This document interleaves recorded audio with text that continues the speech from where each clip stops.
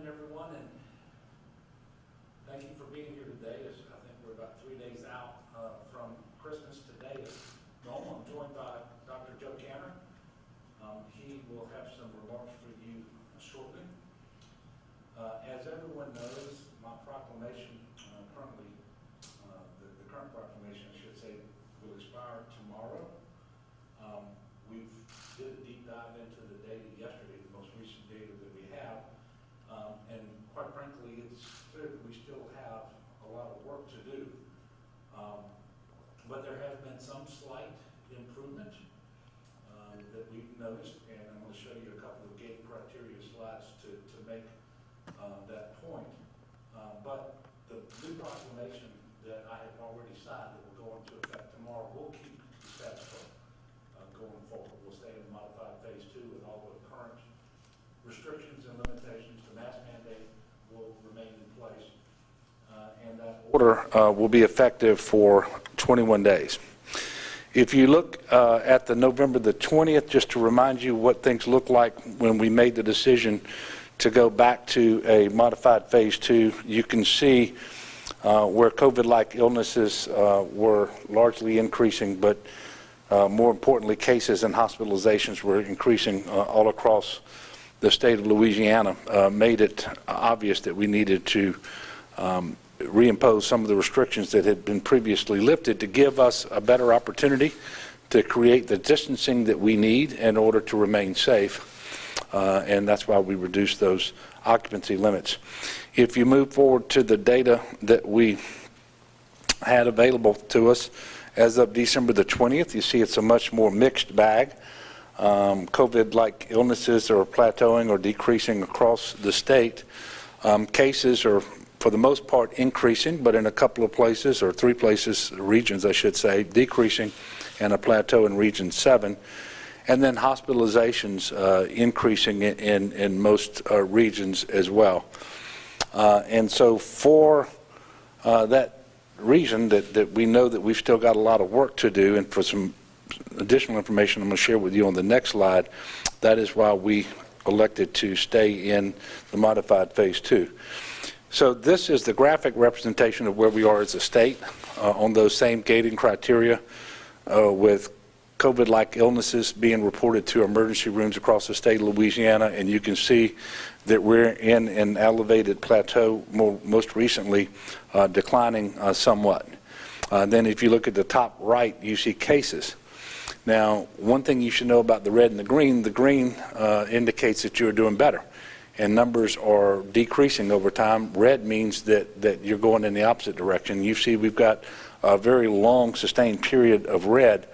And you can also see that the average cases now that we're reporting are higher than they were either at the second surge peak or the first surge peak. So we have a very, even though it appears that we're starting the plateau, we're plateauing at a very high level. That is concerning. And then in the bottom right slide, or chart I should say, you can see the hospitalizations. We are slightly above the peak hospitalizations that we experienced in the summer surge, the second surge. Today, I'll tell you the current number is, I think, 1,647. And so that is a concern. And they're also continuing to increase, but at a slower rate than what we were seeing a month ago. And then in the bottom left-hand corner, you can see that the percent positivity is the graph at the bottom, and it's slightly lower for the most recent week. In fact, we declined from 10.2% test positivity, I should say. I'm not sure why I can't speak today, to 9.3%. Still higher than we want it to be, but that is an improvement. And that's very important because, as we all know by now, test positivity is the earliest indicator of what you can expect to happen going forward. So hopefully, if this pans out, we will see that reduced positivity show up in terms of reduced cases. When you have reduced cases, you're going to have reduced hospitalizations, and when you have reduced hospitalizations, you're going to have reduced deaths. And those things haven't all come into play yet, but that's what we would very much like to see going forward. So in short, we're staying in the modified phase 2 for another 21 days. It remains a very perilous situation for the state with respect to COVID. And that's because even if we're doing better, the caseload, the hospitalizations, the deaths are at a very high level. And then we also have Christmas coming in just a few days, followed a week later by New Year's. And so if we insist, and I hope we don't as a state, but if we insist on traveling and having those holiday-related activities and gatherings like we normally would, then we're obviously going to be in even more trouble. And so we're asking people not to do those things. So this means the mask mandate will stay in place. The current occupancy of restaurants will stay at 50%. Bars and parishes with a percent positivity of above 5% are going to be closed to indoor consumption. Gatherings indoors are limited to 25% of the center's capacity, or 75 people, whichever is most. I'm sorry, the fewest, I should say. And restrictions are going to remain in place. You know, and this was emphasized on Monday, by the way, in our most recent telephone conference call that we did with the Vice President and the White House Coronavirus Task Force. And much of that call had to do with vaccines and vaccinations and so forth. But there was a very heavy emphasis on the fact that we have to do everything we can now to try to minimize the spread and flatten the curve again until we can get people vaccinated in large numbers, which will take some months from now. So social distancing remains critical, especially indoors. And I will tell you, as far as the state governments, we're going to continue to have many of our employees work remotely. I encourage private sector businesses to do the same to the extent that you can. Have your workers work remotely. And hopefully you can do that as much as possible, you know, in the first part of the year, certainly through January and probably into February as well. It would be a very good idea. Did want to also mention that today, pursuant to a request from the Secretary of State, I signed a declaration that an emergency exists for the February, March, and April election dates for 2021. Haven't yet seen his specific emergency plan, but I anticipate that I soon will, and look forward to receiving it and working with him and the legislature to make sure that we can have safe elections early next year. Speaking of next year, I do believe that there is a light at the end of the tunnel, and it's coming to us by way of the vaccines, and more precisely by vaccinations. But it really isn't here yet. And while there are the earliest signs that we're doing better, and you saw the mixed presentation there on our gating criteria, because of those very elevated numbers that we talked about, we are in a perilous place. Of biggest concern to me are the hospitalizations that I reported, which exceed 1,600 current patients with COVID-19 in hospitals across the state of Louisiana. And then I'd like to point out that yesterday we had the single highest 24-hour report for deaths that we've had since July the 29th. We reported 65 new COVID deaths yesterday. And that's very, very troubling. It's my understanding that COVID is now the leading cause of death in the United States of America. For today's report, we are reporting 3,705 new cases on 46,522 new tests. The 1,647 people are hospitalized. That's up 57 from the previous day. 181 of those patients are on mechanical ventilators, and that's up 7 from the previous day. Very sadly, we are reporting 51 new deaths for a total of 7,158. So let's just pause there for a second. Here we are just about to go into Christmas. Since the start of the pandemic, we've lost 7,158 of our neighbors, our loved ones, our friends, our co-workers. It is hard to wrap our hands around a number this large. It's quite frankly unfathomable. This death toll is higher than the number of deaths caused by accidents, stroke, diabetes combined in Louisiana in 2017. And it also means that as we head into this holiday period, there will be that many empty chairs in homes, around dinner tables and so forth.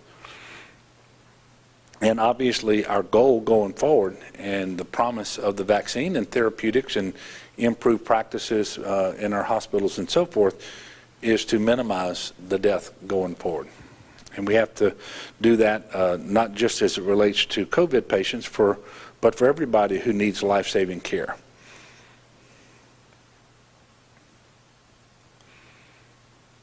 All right, at this time, I'm going to ask Dr. Cantor to come up and share with you all some prepared remarks. If you have questions for him, please ask those while he's here. I will come up after him conclude my remarks, and then I will take your questions at that time.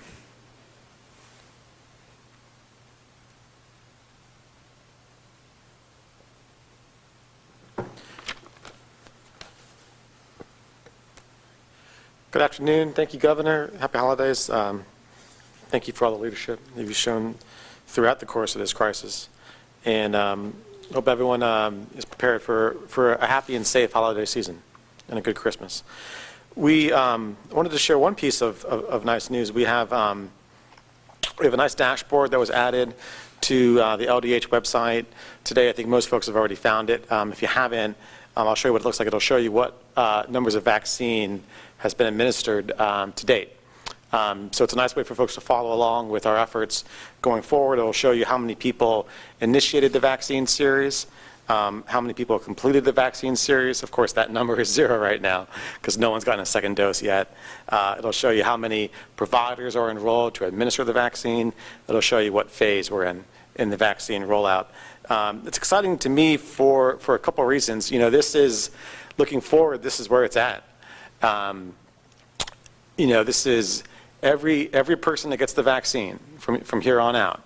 It is not only going to be a potential life saved, it's going to be one step closer to putting this pandemic behind us. And we've talked about it before, that the vaccine is the off-ramp. It's how we get out of this pandemic. And as we watch those numbers go up, of people that get the vaccine, it's like watching the mile markers go down as you drive south. One step closer to where we want to be. And as we look forward to the holidays and the new year, I think that's a very encouraging thing for people to think about, that the end is in sight, and each day we're going to be able to see you know, how much closer that is. This dashboard is going to be updated on Tuesdays and Thursdays to start out with. It's fairly simple right now, and I expect, just like with the other dashboard, we'll be adding features and adding more data as we go along with this. And we'll let you know about that every step of the way. The other message, though, as we continue to talk about the vaccine and, you know, are excited about it, I personally know probably at least 40 or 50 people, colleagues in the hospital that have gotten the vaccine last week. And that's, to me, that's really exciting.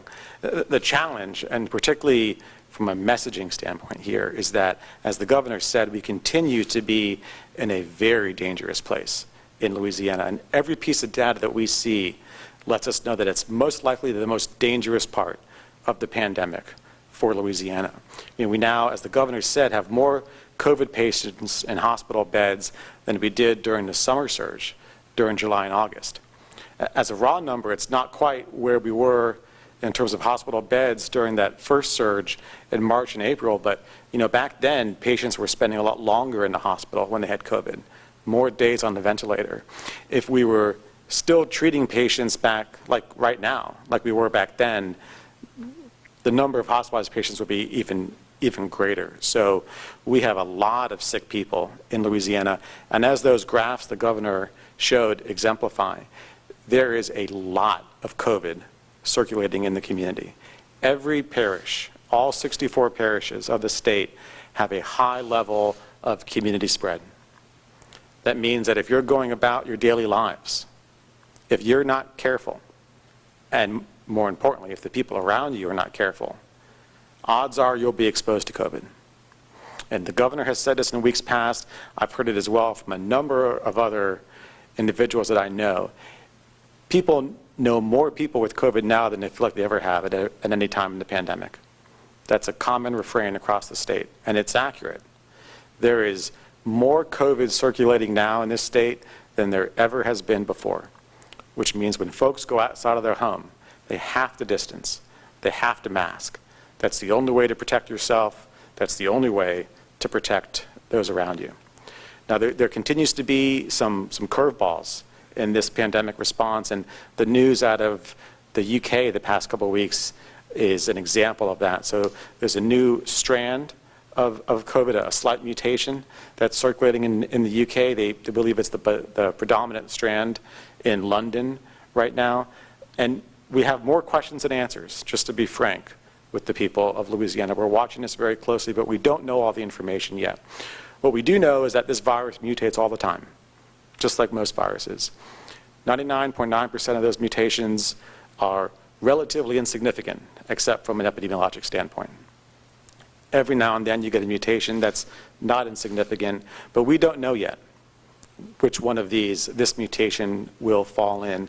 The questions on our mind are, will the vaccines available remain efficacious against this strand? We believe they will be, but we'll be looking for more data on that.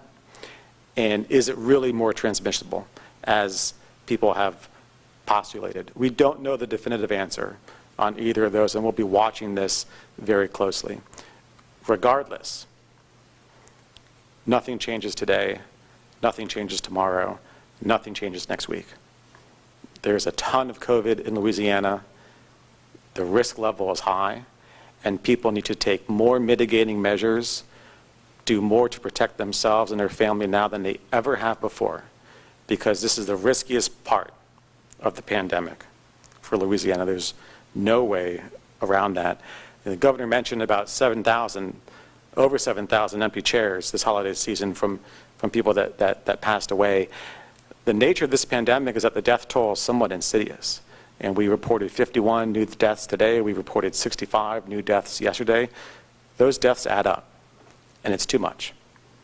And as I reflect on this holiday season, that's one of the things that I'll be reflecting on, is the death toll has been too much. Regardless of the vaccine, which I am more excited about than anyone. At the end of the day, this virus spreads by human behavior. It does not spread if you're far away from someone. It has a real hard time spreading if you're close but wearing a face covering. This virus spreads by human behavior. It only spreads if we let it spread. This virus only spreads if we let it. So my ask to my fellow Louisianans, looking forward to the holidays, is don't let it. Don't let it spread. Don't let it spread to your family. Keep your distance, wear your mask, small sacrifices, keep your family safe. You'll be thankful in the long term that you did. So happy holidays, Merry Christmas. Be happy to answer any questions if there are any. Yep, sir. There was a report released by the Louisiana Legislative Auditor, I don't know, Daryl Preparer's office, suggesting the slow pace of laboratories reporting of virus test results. I think it was directed towards the Department of Health. Why might there be a delay in getting some of the test results to your office? And is it possible that the low number of cases that came back kind of after Thanksgiving break are possibly inaccurate and worse than what we were told? What do you think about that? Yeah, we were really happy to see that report. The first thing the report did was validate the data that we're reporting. We really think that amongst all states out there, we have some of the best data reporting and the report validity of that. So we felt really good about that. I absolutely agree. I mean, we really need people that are doing COVID testing, whether that's a clinic or a hospital, to report those results timely to us, ideally within 24 hours. That's our ask. Now, sometimes it's easier said than done because people test in high volumes. Sometimes there's electronic glitches in the system. And I'll tell you, down the horizon, there'll be more and more home-based tests. You can now get an over-the-counter test, FDA approved. And that's going to be even more challenging from a data reporting standpoint. How do we know who's doing that? Those type of questions. So we're going to continue emphasizing that message. And I really ask people, whoever is testing for COVID, it's so important to send those results timely to us because data can always be more complete, which is what the goal is on that. Yep, Sam. The ACIP unveiled some recommendations Sunday, I believe, about phase 1B. Can you talk about, are we going to follow phase 1B, what they recommended, exactly where you guys at with that? Are you still reviewing it? Still reviewing it, and without getting ahead too much, it's not going to look drastically different from what ACIP recommended. We're still reviewing closely. So the ACIP, the Advisory Committee on Immunization Practices, which advises the CDC, namely the CDC director, they met on Sunday and they voted. What they voted on was to put individuals 75 years old and older, as well as frontline essential workers in Group 1B, and then they created a Group 1C for individuals down to 65 years of age, people with significant comorbid conditions, and other essential workers. What we haven't gotten yet is the full document that's going to get granular in those recommendations. We expect that to be released hopefully this week in the form of a CDC MMWR, mortality and morbidity weekly reports. Those are publicly available. That's what they did during the other ACEP recommendations.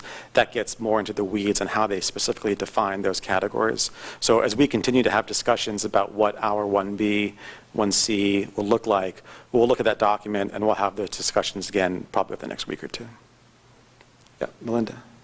Same subject.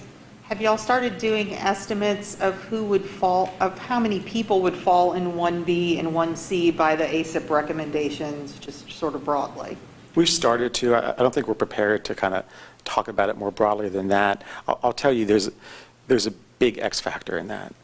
And the X factor is how many people are going to show up on day one or day two to get the vaccine. And that's sometimes challenging to plan for. And we're seeing that now in hospitals, to be honest. Hospitals have done their best to canvass their staff and see who is going to show up and wants the vaccine. At the end of the day, sometimes they nail it on the head, sometimes they don't, and they have to scramble a little bit to make sure that none of those dosages get wasted. So that'll be the work cut out really over the next week or two. It just seems like in Louisiana, we have some of these pre-existing health conditions. We're going to have larger numbers of people who fall under those categories. So how do you start sifting through? Do you prioritize within those groups, or how do you start sifting through and determining how many people fall in those categories? Yeah, it's a big challenge, and you're absolutely right. It's potentially a very large number, particularly in a state like Louisiana that tends to be on the lower section of health metrics. We look at discrete populations, so I can tell you that folks that have end-stage renal disease, that take dialysis 3 times a week, are very close to the top of the priority list, and that they are chronically immunosuppressed and the highest of risk. Beyond there, we're going to look to the CDC to help define which specific conditions they really believe warrant inclusion in what they recommend to be Group 1C. I don't expect that our phases are going to be identical to ACIP, but I think they'll be pretty close. Yep, Sam. Back to that, so you said the X factor is, how many people are obviously going to get it. Can you talk about what we've seen so far in hospitals? Have more or fewer people than we expected of these healthcare workers actually gotten the vaccine? And also, on that same note, can you talk about rural hospitals, whether they've received any vaccine doses and whether there will be any of these particular challenges for rural hospitals? Yeah, for the second part of the question, they absolutely have received vaccine, and they're giving out just like the other hospitals are. All the Tier 1 hospitals have received Pfizer vaccine, and for the smaller hospitals that did not receive a direct shipment from Pfizer at our direction, you had to be able to receive 975 or larger to get the direct shipment. Everyone else we took in centrally, we subdivided with our partner, our pharmaceutical distributor partner, and then divided it out from there. The 5-day clock really starts once those trucks leave the distribution center. So from the time a hospital gets those vaccines, like a rural hospital, they really have 4 or 5 days to use them before it expires based on temperature. So we found hospitals have been able to do that. There's been a couple instances where they ended the day with a few extra doses and had to reach out for other people that might be interested in getting it in the name of preventing waste, which we absolutely encourage. I think they've done a good job doing that. The first question is interesting. It's and the question was, do we have a sense of how many hospital workers are taking it versus how many are not and what the percentages are. I don't think we're going to get good signal on that the first week, because I think the first week it's still limited dosages for hospitals, and so I think it self-selects for people that are really excited to get it. So I don't have a good number now. I think probably next week or two I'll get a better sense of that. Yes, sir. Last question for you. I know that I think on the chart it was around 200,000 people that were part of that first priority group to get the vaccine. I think it was around 30,000 or something like that, of the nursing home residents. I did the story last night that were going to get the vaccine first. But what's kind of the timeline about when we could possibly get these 200,000 vaccines out and move towards that next priority group, pretty much, especially after nursing homes and after our people on the front lines? It's really just a factor of how much we receive from the feds. And, you know, with the cadence going forward and what General Perna and Operation Warp Speed has told us is that we'll know the week prior to when the vaccine is going to come, and any more out in the future of that, it's just not even worth making projections because it changes. So that's the real X factor, is how much vaccine we get. I'll tell you, we will use, and quickly, every dose of vaccine that we get in Louisiana. We will be ready to use it. The only X factor is how much and what speed of cadence we get from the feds. Thanks, everyone. Have a really good and safe holiday.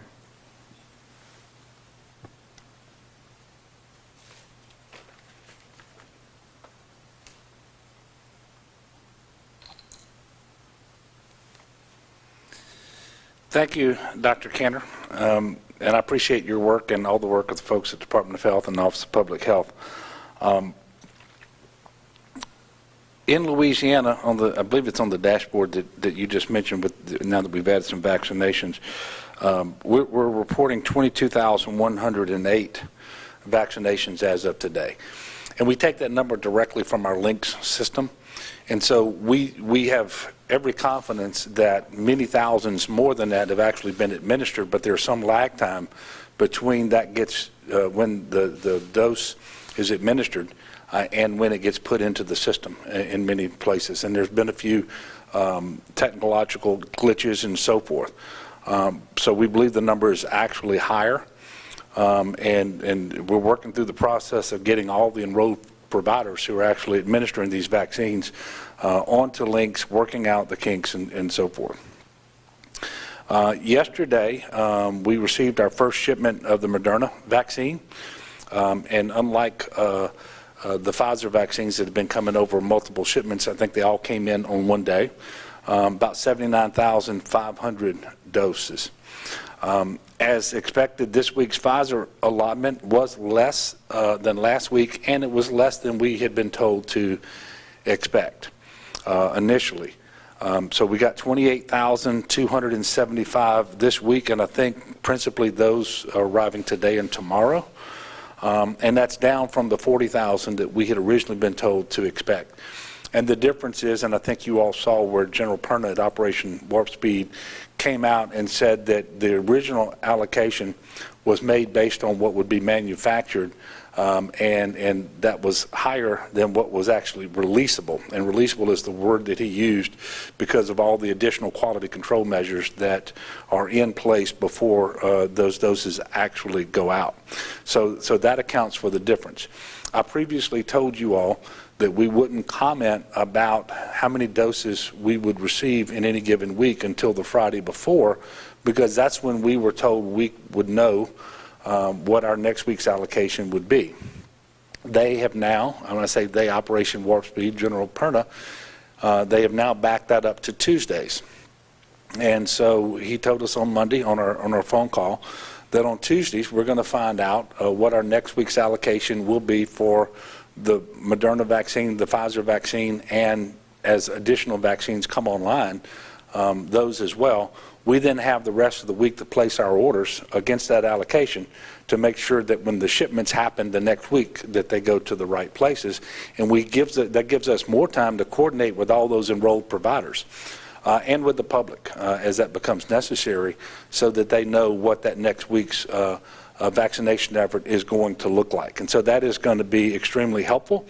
And so I'm just letting you all know, members of the press and the public, we believe that now going forward on Tuesdays, we will know what we will get in the following week. Obviously, we'll continue to keep you up to date on vaccine distribution and the next round of priority groups. You were asking some questions about that. These are obviously not easy decisions, and it is, I think this gets back to Melinda's question. It is easy to see where as many as a quarter of our state's population could fall into a certain priority group, and you just can't administer the vaccine to that number of people quickly, especially depending on what your allocations are going to look like.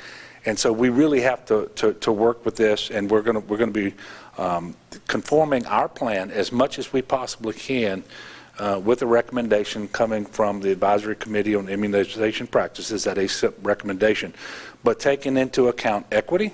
So we want to make sure that people have opportunities to get this vaccination when they're in the proper category of priority. And we're also going to take into consideration state-specific data that may not be exactly the same as it is at the national level. So who is it in Louisiana that's going to the hospital and more likely to die? And how does that relate to the data that informed the decisions made by ACIP? And if we need to make adjustments, we will make them. But if those adjustments are made, what I can tell you is they're going to be on the margins. So our priorities will not look markedly different from what the ACIP is recommending, but we're just not there yet in terms of having an announcement for all of you. But if you want a general idea of what to expect, you can look at the ACIP recommendation, and we won't have the actual document that came from ACIP for some time, and that's when the granular data will be available to us. We are working to get more and more of our vulnerable populations immunized, and it's really the same as it has been since the beginning. Individuals are more vulnerable to COVID-19 and more likely to have a worse outcome, including death, if they are more advanced in age, and really that really starts to pick up at around age 65 and older, and if they have an underlying comorbid health condition. Now, one of the things we have available to us now that we didn't have available earlier is some therapeutic treatments, one of which is a monoclonal antibody infusion. There are two of these available. One is the Eli Lilly product, the other is Regeneron product. But if you are in one of these high-risk groups because of an advanced age or a comorbid health condition, and you test positive, and you develop symptoms, I'm encouraging you to talk to your doctor to see whether you are a candidate for the monoclonal antibody treatment. Now, in order to do that, it's an outpatient procedure, so your symptoms can't be so severe that you need to be hospitalized. Secondly, you have to do that as early as possible after the onset of symptoms and when you receive that positive test result, because if you wait too late, it's not as effective. But this is a way to keep people out of the hospital, to preserve the hospital capacity, and to save lives. So I am not a doctor, and I'm not up here prescribing it for any individual, but there are a lot of folks out there who don't know that this treatment is available. And from the reports that I've received, both from our hospital CEOs and medical directors in a phone call we had Monday morning, but also Monday afternoon on our call with the White House Coronavirus Task Force. This is a very promising way to prevent people from becoming seriously ill and going to the hospital and dying.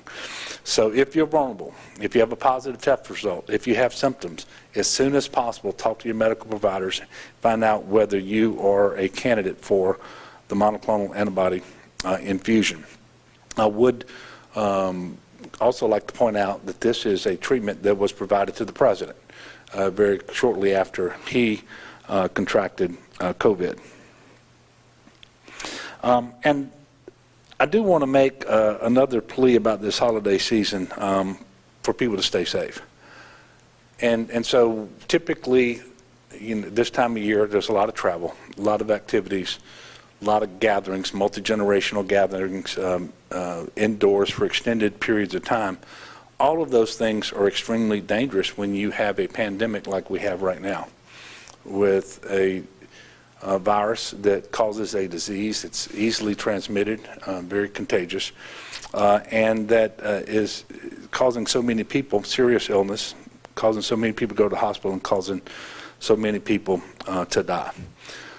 We really want to focus people's attention as best we can on the informal family work-related gatherings that typically happen this time of year. Office parties, bonfires, family reunions and big meals and New Year's Eve bashes, all are wonderful things. They're a lot of fun. I enjoy those things myself. But the risk is just too high this year. There's too much COVID in Louisiana passing around. We already have too many cases, too many people in the hospital, and too many people dying.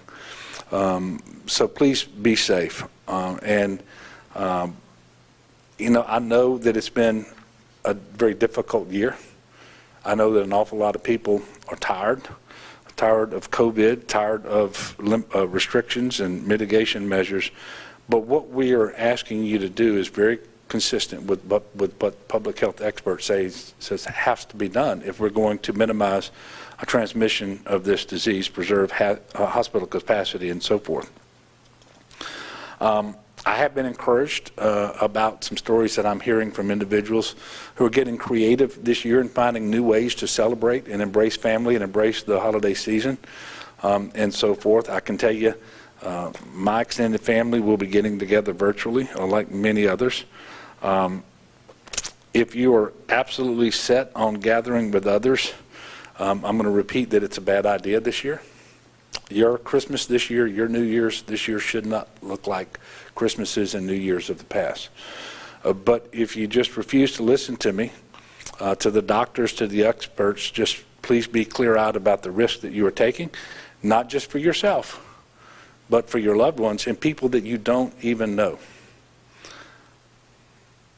And I would ask that you take the precautions to minimize the risk that you're needlessly exposing yourselves and others to. So utilize strict masking anytime you're at an indoor space that is not your house or any crowded outdoor space. And outdoors are always safer than indoors. Those individuals who are over 65 years of age and anyone with a significant health condition should not go into any indoor space if there is a single person unmasked.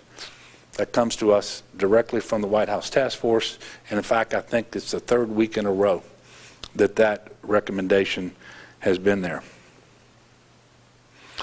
Those people in Louisiana, and this is state-specific data, so this is a little bit different than what you see nationally. Those who are 60 to 69 years old in our state are 64 more times likely to die from COVID than those who are 18 to 29. Those who are 70 to 85 years of age are 199 times more likely to die from COVID than those who are 18 to 29. And finally, those who are 85 and older are 667 times more likely to die. Those are staggering numbers, and those are some of the numbers, by the way, that are informing our decisions around priorities for vaccinations. So the best way I think that we can show our loved ones that we do in fact love them and we care about them this year in the middle of this pandemic, and given the current stage of COVID in Louisiana, is by doing what we can to protect them from COVID. To do what we can now to make sure that they're able to celebrate the holidays with us next year.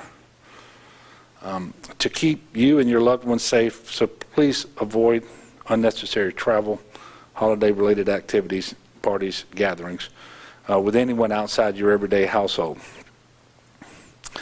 I do want to point out, and it's a good thing on one hand, that thus far in December we're right at 650,000 tests that we've reported. We like people testing because it sheds a light on what's going on. We get more visibility into the disease in Louisiana, in every community and so forth. But we know that people over the Thanksgiving holiday thought they could test their way into a safe Thanksgiving that they would normally have, with gathering with families and so forth.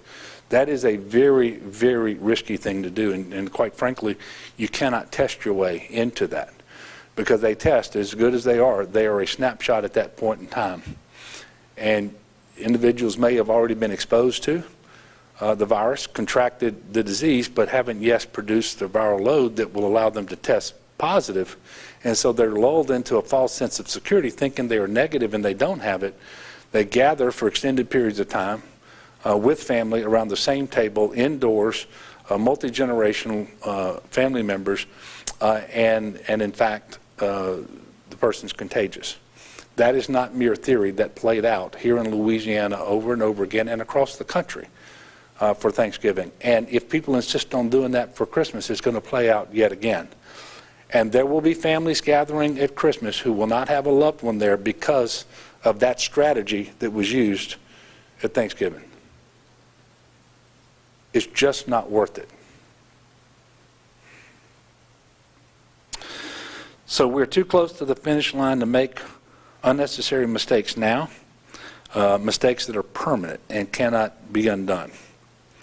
All right, so with that, I'm going to take a few questions and then I'll close out. Sam? Governor, between the Pfizer and Moderna shipments we were supposed to receive over the past 2 weeks, I think it's 146 and change thousand doses. Do you know how many we've actually received of that? Mainly, I'm asking like this Pfizer second batch, how many we've gotten. And also, you said we'll know Tuesday, the next week's shipments. Today is Tuesday. Do you have those numbers for next week? Yeah, I'm going to ask Dr. Kenner. I don't know whether he brought those numbers in with him. Do you have those? So he'll come up and give you those.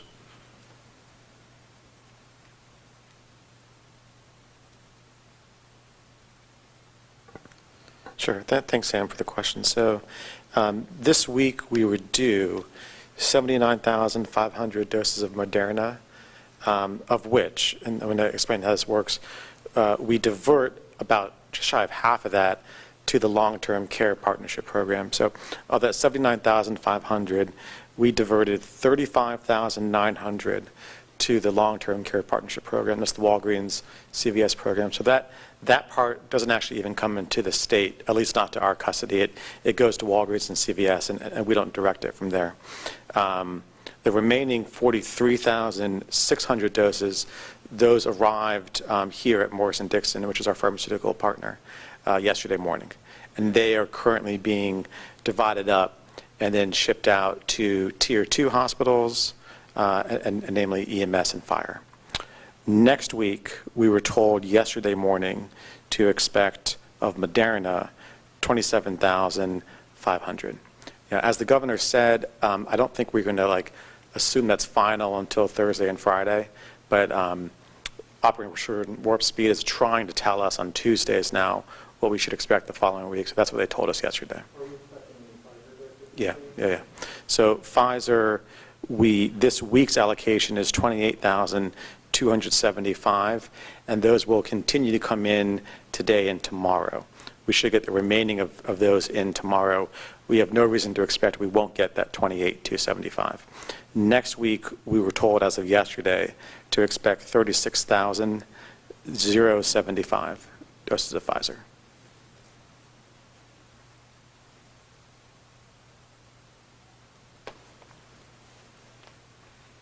Melinda? Make a decision on the priorities for 1B and 1C, and when do you personally intend to get the vaccine?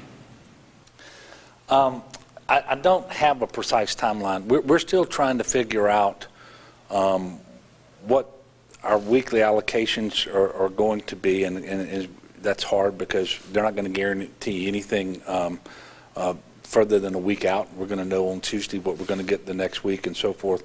But we're also awaiting the document that comes from ACIP that actually spells out all the detail around their recommendations so that we can take that into consideration and so forth. So we really don't know. But I do want to tell people this is not going to be like flipping a light switch so that you flip on priority 1A, then you turn it off and you turn on 1B.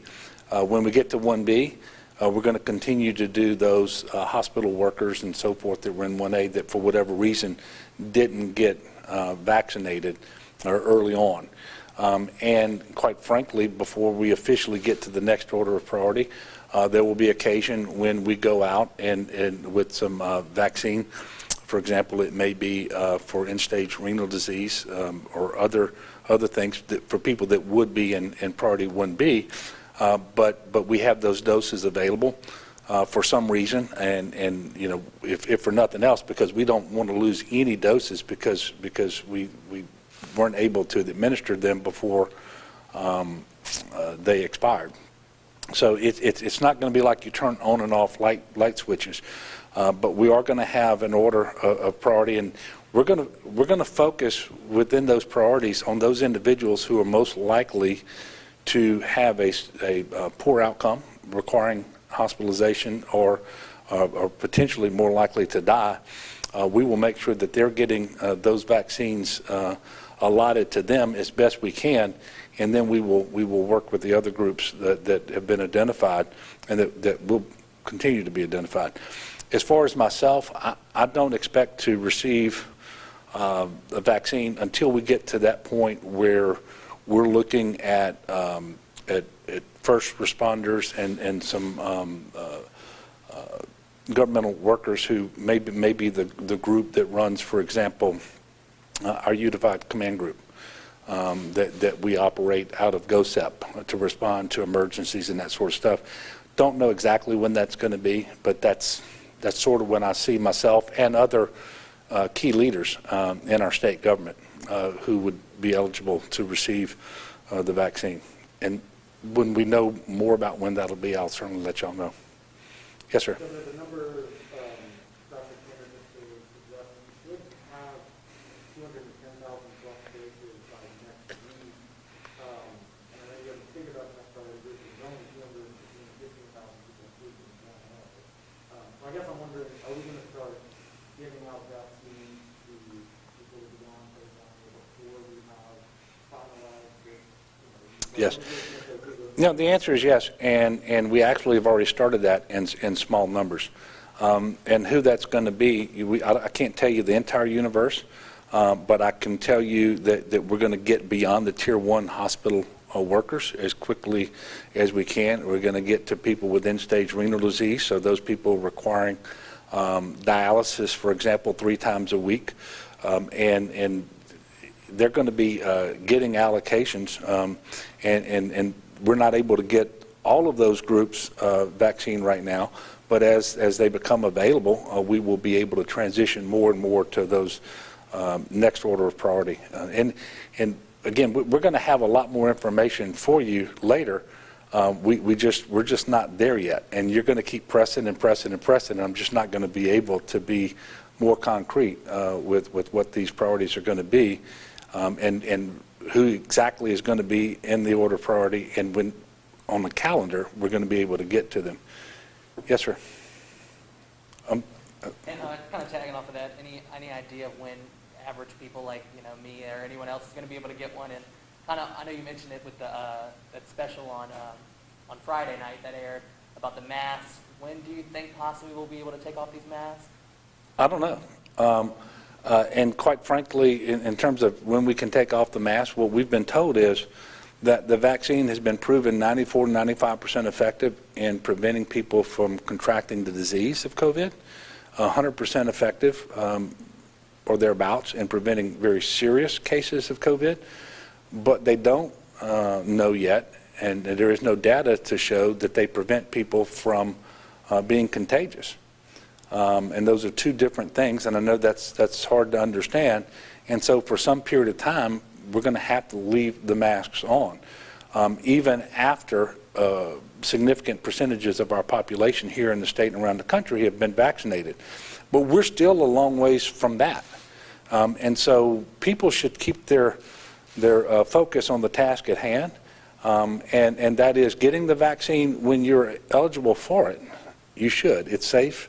It's effective. It's how we're going to put the pandemic behind us. But between now and when enough people do that so that we do put it behind us, it's wearing the mask, it's distancing, it's washing your hands, it's staying home when you're sick. And that's true. And for those people who are concerned, and I'm one of them, about this new strand that apparently has been reported on coming out of the United Kingdom, guess what you do to prevent that new strand from taking root and really causing a lot of people to become sick? You wear a mask. You distance. You wash your hands. You stay home when you're sick. You do all of those things. And I believe the vaccine, from what we can tell right now, and we'll know more about this later because I know there's some tests going on right now, but we have every reason to believe that both the Pfizer and the Moderna vaccines will be effective against that new strain as well. And if that changes, we'll all certainly know about that relatively soon. Yes, ma'am.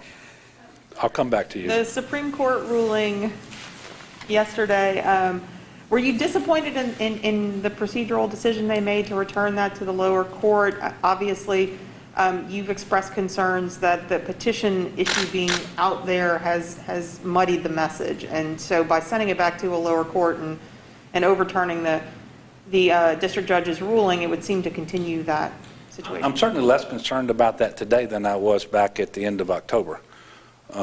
Because it did cause some confusion, and quite frankly, some people who were grossly irresponsible went out and promoted something that was simply not fact.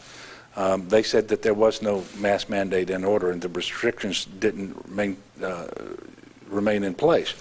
The people of Louisiana now know better, and so the proclamation that I will issue tomorrow will be valid and in place. The mask mandate's part of that. The restrictions we talked about earlier are certainly part of that, and they're essential to managing this public health emergency. You know, I'm not going to say that I'm disappointed. What people should understand is the trial court ruled unconstitutional the effort to end the public health emergency by a group of folks in the House of Representatives.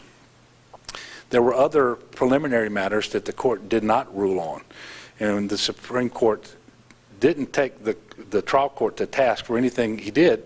They just said, we need you to rule on these preliminary issues, and I think the big one is whether the consultation happened as required by the statute between those members of the House who created that petition and signed on to it and the Department of Health. And so, you know, I'm not surprised as a lawyer. I know that all the time courts try to rule on something other than the actual constitutionality of a statute. And if there is a way for them to resolve this matter without getting to the constitutionality of it, I think that's something that they often do. I have no doubt, standing here, that the consultation required by the statute was not carried out. There weren't members of the House asking the Office of Public Health and our epidemiologists and our public health experts what they believed was necessary in terms of managing this public health emergency and the global pandemic that is COVID-19. They simply didn't do it. In fact, they had already drafted the petition before they ever sat down with them, and when they did, they didn't really ask the right questions. It was something that they did just to try to check a box. Secondly, I am absolutely certain that the statute is in fact unconstitutional. And I'm certain that when the Supreme Court, if and when it does, get to that question, they will decide it as such. Quite simply, we cannot have a system of checks and balances where a simple majority of one body of the legislature can overrule the governor on an issue as important as a public health emergency declaration. There are equal and separate branches of government. Those are the judiciary, the legislature, and the governor's office. But the House of Representatives is not the legislature. And it really is just that simple. So I'm not disappointed, and it shouldn't lead to any confusion, but I will tell you the sooner that they can put this to bed, the better. Yes, sir. Governor, so throughout the pandemic, there's obviously been a lot of lawmakers who have undermined you on the virus and, in your own words, not taken it seriously. I guess to the extent that those people represent constituents with similar beliefs, are you concerned about the implications on the vaccine Because if you don't take the virus seriously, why would you take the vaccine? And do you think that's going to be a problem in some of these places? Well, I think there are a number of reasons why people are hesitant to get the vaccine. Some people are against vaccines, generally speaking, and they're known as anti-vaxxers, and that's not new, and they seem to adopt that approach to every vaccine that comes along the way. Other individuals, for whatever reason, have sought to minimize the seriousness of this disease or to dismiss it outright. If they are serious about that and they don't think it's a serious thing, they may not be inclined to get the vaccine. I think that flies in the face of science and what public health experts are telling us. And even if people were inclined to believe that early on, I continue to ask them to change their mind. By the way, they should change their mind on masking too, and distancing. Simply put, it's not an onerous thing to do, especially in light of the damage that can be caused to yourself, to your family, to your neighbors, unnecessarily, by simply not wearing a simple piece of cloth over your mouth and nose. And so I would encourage those people to change their mind about that. And then we have other folks who have different reasons for being hesitant. We have to be honest. African Americans have not been treated well historically in the United States when it comes to medical science, and as things developed and so forth. Now, I think that with respect to current times and the trials of these vaccines that we're talking about now, we had African Americans who participated in enough numbers that we know that the safety and efficacy that we talk about applies to that population. And so we really want them to embrace the safety and efficacy and understand it's really important for them, and probably the case can be made that it's more important, because we formed the Health Equity Task Force because we realized by April that African Americans were grossly overrepresented among those who were seriously ill, hospitalized, and especially those who had died. While they were 32% of our state's population at one time, they were almost 70% of the deaths. And so knowing that and knowing how comorbid health conditions are more prevalent among African Americans than others in our state, it is more important, not less important, that they embrace this vaccine. And so trying to get everybody, for whatever reason, to discard any notions that they should be hesitant to take this vaccine, or that they should reject it altogether, that's incredibly important. And we're going to do everything that we can, working with the federal government, with local leaders, with public health authorities, with anybody that we can to promote effectively the safety and efficacy of this vaccine and the importance that we all take it. I happen to believe that over time, more and more people will be willing to take the vaccine, because they're going to see more and more of their friends and neighbors and relatives who take it, who do well with it, and I think that's just going to inspire more and more confidence. We're always going to have a certain element out there who, for one reason or another, tries to prevent people from taking it, or convince people that they shouldn't take it, and so forth. And that's sad. But at the end of the day, we need to get to at least 70% of the people of Louisiana in terms of the percentage of our population that's going to be vaccinated, in order to achieve the herd immunity necessary to really put this behind us. And if we have members of the legislature, and I know we have, who have been extremely irresponsible to date with respect to their messaging and, by the way, their personal behavior, I hope that they will stop that, understand that this is important, and it shouldn't be political. There's nothing partisan about the disease.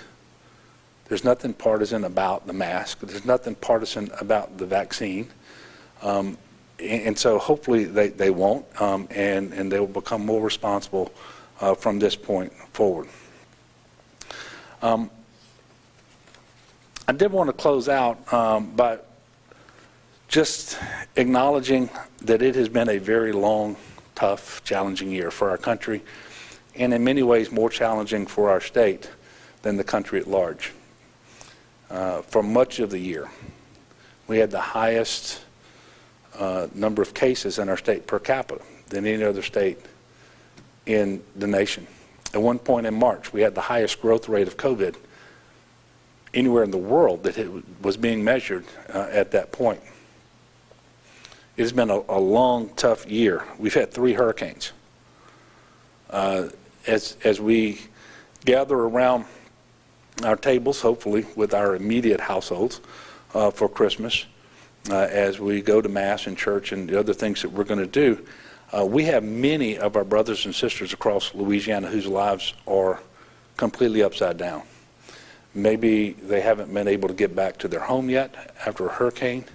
Maybe they're sick themselves because of COVID. Maybe they've lost a loved one or they have a loved one in the hospital. Maybe they've lost a job or the income at their business is down from what it had been previously. So this has been a tough year. I am well aware of that. But I do want to thank the people of Louisiana for being so tough, being so resilient, and for the most part, being good neighbors to one another in times of need, whether it's the pandemic or whether it's a hurricane. And I look forward to a 2021 that's going to be better. I'm praying for that. I'm praying for all of our citizens across the state right now, and I encourage others to join me in prayer. And let's lift this state up, let's lift our country up, and understand that even in these very difficult times, we have a lot to be thankful for. And again, I am thankful for the people of Louisiana. And for those people who just do the right thing, put on that mask, who social distance, who embrace the measures necessary to protect their neighbors. And by the way, they're protecting themselves too. Thank you.